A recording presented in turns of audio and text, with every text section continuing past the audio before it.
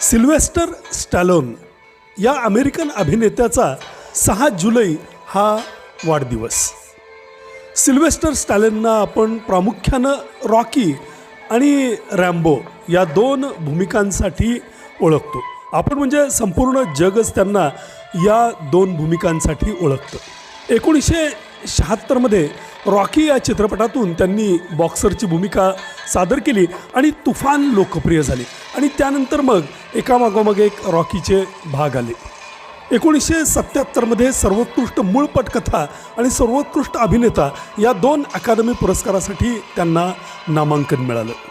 फिलाडेल्फियाच्या म्युझियममध्ये रॉकी या पात्राचा पुतळाही ठेवण्यात आला. त्यानंतर आला रॅम्बो. या भूमिकेनंही संपूर्ण जगाला वेड लावलं आणि मग रॅम्बोचेही एकामागोमाग एक भाग येत राहिले.